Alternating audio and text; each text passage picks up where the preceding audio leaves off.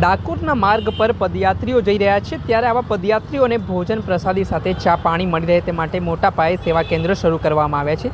ભક્તિ માર્ગથી શરૂ કરી ડાકોર સુધી ઠેર ઠેર રસોડા ધમધમી રહ્યા છે, જ્યાં ભક્તો ચા, કોફી, છાશ, શરબત સાથે નાસ્તો ભોજન ગ્રહણ કરે છે। વિંઝોલથી વટવા જીઆઈડીસી પાસે આવેલા સંકટમોચન હનુમાન ભક્ત મંડળ દ્વારા પણ છેલ્લા 35 વર્ષથી પદયાત્રીઓ માટે કેમ્પ કરવામાં આવી રહ્યો છે। પદયાત્રીઓ માટે શરૂ કરવામાં આવતા ભંડારામાં દાનનો પ્રવાહ પણ આવે છે।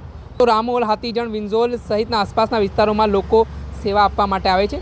ડાકોર જતા માર્ગ પર સતત ભંડારા ચાલુ રહે છે। દરેક ભંડારામાં અલગ અલગ મેનુ હોય છે, ક્યાંક દાળ ભાત, રોટલી, શાક, મોહનથાળ તો ક્યાંક પાવભાજી, પૂરી, શાક, ફૂલવડી, ખીચડી, કઢી જેવી પ્રસાદી ભક્તો માટે તૈયાર કરવામાં આવે છે, જે આંગણે આવનારા કોઈ પદયાત્રી ભૂખ્યો ન જાય તેવી ભોજન વ્યવસ્થા કરવામાં આવે છે। ત્યારે મામલે શું કહી રહ્યા છે રામોલના કાઉન્સિલર મૌલિક અતુલ પટેલ, તે સાંભળી લો। મૌલિક અતુલભાઈ પટેલ, મ્યુનિસિપલ કાઉન્સિલર રામોલ।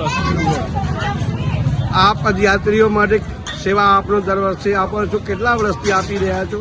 છેલ્લા 40 વર્ષથી ડાકોર જિલ્લા પદયાત્રીઓ માટે સેવા આપી રહ્યા છીએ અને છેલ્લા અમારે શ્રી સંકટમોચન હનુમાન ભક્ત મંડળ દ્વારા મંડળના તમામ ભાઈઓ બહેનો સર્વ સાથે મળી અમે મેડિકલ કેમ્પનું આયોજન કરેલ છે, તેમજ પદયાત્રીઓને જમવા માટે પાકું ભોજન તથા આરામગૃહ સર્વની અમે સુવિધા આપી રહ્યા છીએ।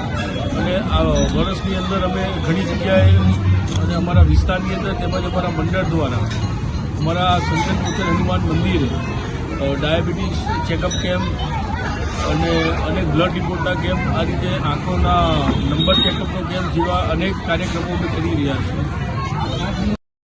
આપણે સાંભળ્યા હતા રામોલના કાઉન્સિલર મૌલિક અતુલ પટેલ। તેમના મામલે જણાવ્યું છે ડાકોરના માર્ગો પર પદયાત્રીઓ માટે દર વર્ષે ભોજનની વ્યવસ્થા કરવામાં આવે છે પ્રસાદી રૂપેને। આ વખતે પણ એક ભવ્ય કાર્યક્રમ છે તે કરવામાં આવી રહ્યો છે। દર્શક મિત્રો, એન કવરેજ ન્યૂઝને આપ લાઈક કરી લો, સબસ્ક્રાઈબ કરી લો અને શેર કરવાનું ભૂલતા નહીં।